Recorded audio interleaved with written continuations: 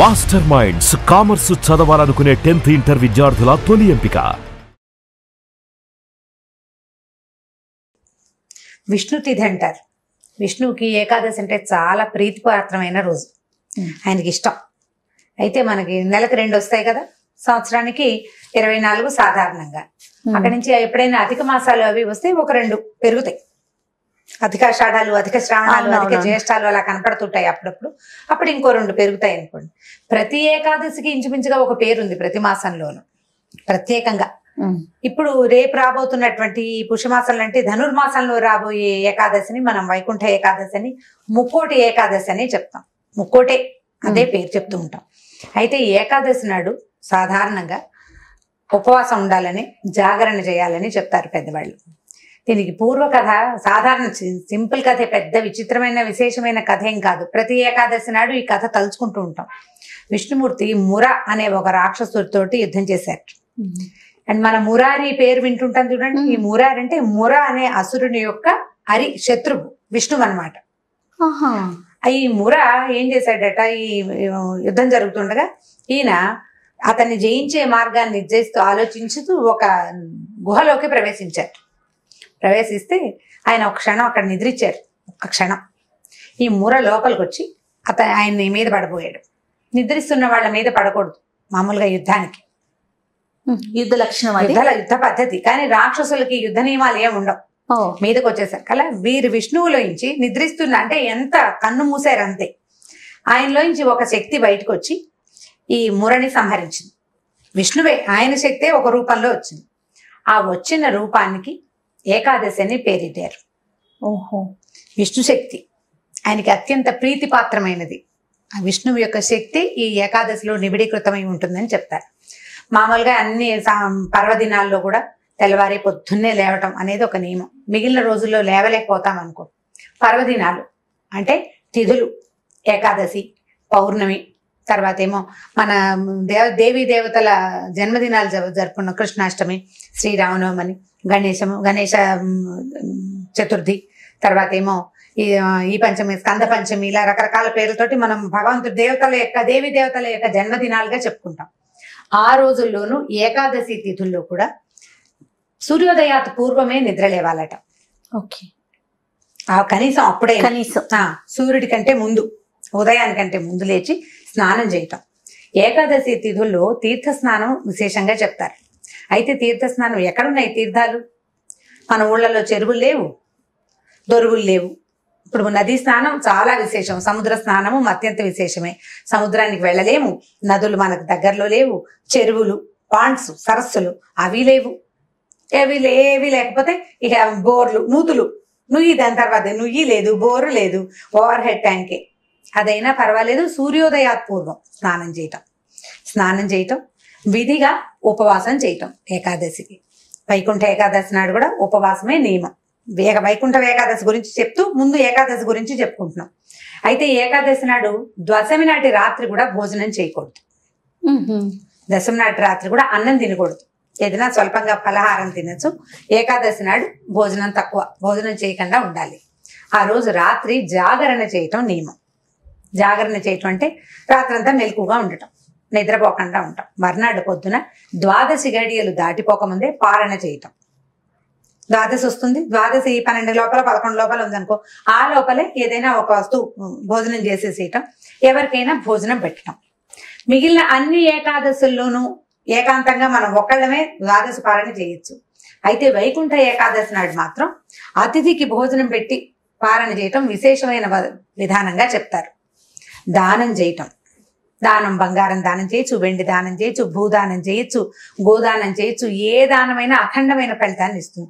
మన వల్ల కాదయ్యా అవన్నీ, అవి ఏమీ చేయలేం. లేకపోతే మనం ఇది ఇస్తాం, స్వయం పాకమైనా ఇవ్వచ్చు. ఇదివరకటి రోజుల్లో సొంతంగా వండుకునేవారు. ఇప్పుడంటే ఏముంది, మనం ఏదో లెక్క పెట్టిస్తాము, అది ఉన్న సామాన్లలో పడేసుకుంటారు, కానీ ఇవ్వచ్చు. వస్త్రదానం చేయొచ్చు. వస్త్రదానం అంటే ఏదో ఒక చిన్నది వస్తువు కాకుండా ఉపయోగపడే వస్త్రాన్ని దానంగా ఇవ్వాలి. ఈ దానం చేయటం అన్ని ఏకాదశుల్లో కూడా ఇవన్నీ నియమాలు పాటించవచ్చు.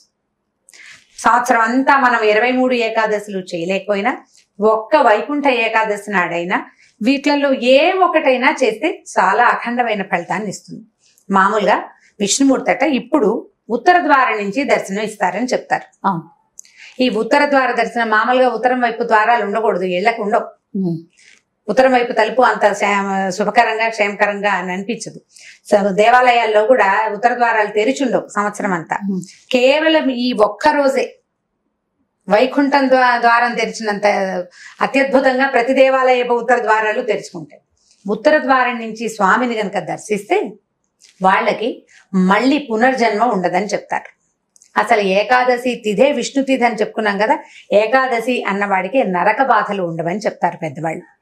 యమభటులు రారు వీళ్ళ కోసం. ఓహో. ఇప్పుడు ఇవాళ మన కోసం రారు, రేపు ఏనాడైనా రావాలి కదా. ఈ మొత్తం ప్రజలంతా యముడు భట్టలే తీసుకెళ్తారు అందరి ప్రజల్ని. ఈ ఏకాదశి నియమం ఉన్నవాడు, ఈ కథలు విన్నవాడు, ఏకాదశిని గురించి తెలుసుకున్నవాడు, వీళ్ళకి యమబాధలు ఉండవు. యముడి దగ్గరికి వెళ్ళరు, డైరెక్ట్ గా వీళ్ళు వైకుంఠానికో కైలాసానికో వెళ్ళిపోతారు, భగవంతుణ్ణి చేరతారని చెప్పుకుంటారు. అయితే ఏకాదశి పేరు అందరూ చెప్తారు కదండి, అంటే వాళ్ళ టైం అయ్యేదాకా ఉంటారు అక్కడ. నువ్వు ఎంతసేపు చెప్తే అంతసేపు. నువ్వు పేరెత్తితేనే ఇంకా యమభట్టలు మన దగ్గరికి రారు. పద్మ పురాణము, ఆ పురాణాల్లో ఇలాంటివి చెప్పబడి ఉన్నాయి కథలు. మామూలుగా మనం చెప్పుకుంటాం కార్తీక మాసంలోనూ అప్పుడు అభిషేకం చేస్తే వెంటనే వీళ్ళ పాపాలన్నీ పోతాయి, వీళ్ళ కోసం కైలాసం నుంచి విమానాలు వచ్చేస్తాయి. కథలే, నిజమే ఆ మాట ఎంతో కొంత. అయితే ఏంటంటే అది భక్తితోటి చేసినా తెలియక చేసినా కూడా ఫలితం లభిస్తుంది అని చెప్తారు. ఏకాదశికి భక్తి తత్పరతతోటి చేయటం ఒక నియమం. పైగా ఇప్పుడు అభోజనంగా ఉండటం అంటే దాని మీద కూడా చెప్దాం. ఈ ముర అనే రాక్షసుడట బియ్యంలో దాక్కున్నట్ట ఈ తిథి నాడు. అందుకని అన్నం తినకుండా ఉండటం అనేది ఒక నియమంగా ఒక కథగా చెప్తారు. అన్నం తినకూడదు. అందుకని ఏకాదశి తిథుల్లో అన్నం తిన్నవాడికి అనారోగ్యం వస్తుంది, అందులో దానికి రాక్షసుడి చేరిక ఉంటుంది కాబట్టి అందుకు ఏకాదశి నాడు భోజనం చేయొద్దని ఒక కథ చెప్తారు. ఇక ఒక కన్నడ బ్రాహ్మణు ఒక ఆవిడ నాకు మాట చెప్పారనమాట, ముర బియ్యంలో దాక్కున్నాడు అందుకని తినకూడదు అని. అయితే ఇప్పుడు మన వైపు పెద్దవాళ్ళు ఎట్లా చెప్తారంటే, ఈ అభోజనంగా ఉండటం అంటే ఆరోగ్య పరిస్థితిని అనుసరించి అభోజనం. మామూలు రోజుండి పీకల దగ్గర శుభ్రంగా తినేసామనుకో, మనం తినేసిన వాడు ఎట్లా మెలకుగా ఉంటాడు? నిండుగా ఉన్న వాళ్ళకి నిద్ర వస్తుంది. అవును. మనకు ఏకాదశికి ఏమిటి నియమం? జాగరణ నియమం. పైగా ఉపవాసం అంటారు. ఉపవాసం అంటే ఏమిటి అర్థం? దగ్గరగా ఉండటం అని. దేనికి దగ్గరగా ఉండటం అంటే సంస్కృతంలో అసలు దాని పేరేది ఉపసమీపే అని ఒక ధాతు ఉంది. ఉప అంటే దగ్గర అని అర్థం, సమీపంలో వసించడం భగవంతుడికి. భగవంతుడి సమీపంలో మనం వసించాలంటే జాగరూకతతోటి ఉండాలి. అంటే మన బుద్ధికి తాలూకు ప్రచోదనం, దానికి మెలకు ఉండాలి బుద్ధికి. ఆహారం తీసుకున్న వాడికి మెలకువ ఉండదు. అందుకని నీకు ఆరోగ్యానికి ఇబ్బంది లేనంతగా కొద్దిపాటి ఆహారం తీసుకోండి. కటిక ఉపవాసం చేయమని చెప్పరు ఎవ్వరు కూడా. ఈ ఏకాదశిలో నిర్జల ఏకాదశి అని ఒక ఏకాదశి ఉంది, జలం కూడా తీసుకోకూడదు అని ఒకటి ఉంది. ఇప్పుడు ఈ వైకుంఠ ఏకాదశికి తేలికపాటి ఆహారం తీసుకోండి. బియ్యానికి సంబంధించింది అన్నంది కాకుండా తులసి తీర్థంతో ఉండేవాళ్ళు, తేనె నీళ్ళతో ఉండేవాళ్ళు, పళ్ళు, తేలికపాటి ఆహారం, ద్రవాహారమైనా ఘనాహారమైనా కొన్ని గంటల పాటు నువ్వు ఉండగలిగేటట్టుగా ఇబ్బంది లేకుండా. అక్కడి నుంచి రాత్రికి మనం మెలకుగా ఉండాలి, జాగరణ చేయాలి. రాత్రి జాగరణ అంటే ఊళ్ళలో మా చిన్నప్పటి సంగతి చెప్తున్నాను, ఒక టికెట్ మీద 2 సినిమాలు 3 సినిమాలు ఉండేవి. అవి ఎప్పుడెప్పుడు దీనికి శివరాత్రికి జాగారం చేయాలి కదా, శివరాత్రి జాగారం, వైకుంఠ ఏకాదశికి జాగారం అని సినిమా చూస్తూ ఉండటమే. రోడ్ల మీద కూడా ఈ తెరలు కట్టి సినిమాలు వేస్తూ ఉండేవాళ్ళు. సినిమాతోటి కనుక నువ్వు జాగారం చేస్తే పెద్దగా ఉపయోగం ఏమీ లేదు. అలా భక్తిపూర్వక సినిమాలు చూస్తే పర్వాలేదు. ఏమో అది కొత్తలో కొంత నయం. అందులో కూడా రకరకాల డ్యాన్సులు పాటలు ఉంటాయి కదా, జోకులు చాలా ఉంటాయి.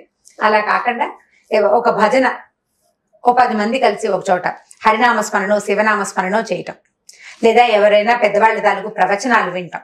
అట్లాంటి జాగారం కనుక చేస్తే తొలికోడు కూసేదాకా. తర్వాత ఇందులో ఇంకొక నియమం ఏంటంటే ద్వాదశి నాడు నిద్రపోకూడదు. మనం ఏం చేసాం, దశమి నాటి రాత్రి భోజనం చేయలేదు, ఏకాదశి నాడు మొత్తం ఆహారం నిరాహారం అంటే స్వల్పాహారంతో ఉన్నాము, రాత్రి జాగారం చేసాము. ద్వాదశి నాడు పొద్దున అన్నం తిని కాస్త, ద్వాదశి నాడు అంటే పొద్దున పూజ చేసుకుని పాయసం పప్పు పులుసు వండుకుంటారు. అతిథులకు పెట్టాలన్నా 4 పదార్థాలు వండి పెట్టాలి కదా. అప్పుడు మనం కూడా భోజిస్తే ఇక మధ్యాహ్నం నిద్ర ఊపేస్తూ ఉంటుంది కదా. ఆ నిద్రని జయించటమే మీ తాలూకు జితేంద్రియత్వం బయటపడుతుంది. ఆ నిద్రని జయించాలి. ద్వాదశి నాటి రాత్రి కూడా భోజనం చేయకూడదు. దశమి నాటి రాత్రి, ద్వాదశి నాటి రాత్రి ఫలహారమే, ఏకాదశి మొత్తం ఉపవాసం. అయితే ఈ ఉత్తర ద్వారం నుంచి స్వామివారు వైకుంఠపు ఉత్తర ద్వారం నుంచి దర్శనం ఇచ్చినప్పుడు 3 కోట్ల దేవతలు వచ్చారు అక్కడికి ఆయన దర్శించడానికి. తొలిసారిగా మొట్టమొదటిసారి ఆయన అట్లా దర్శనం ఇచ్చినప్పుడు, ఎప్పుడైతే ఈయన ఇట్లా దర్శనం ఇచ్చారో వీళ్ళంతా పువ్వులు వెదజల్లారు ఆయన మీద.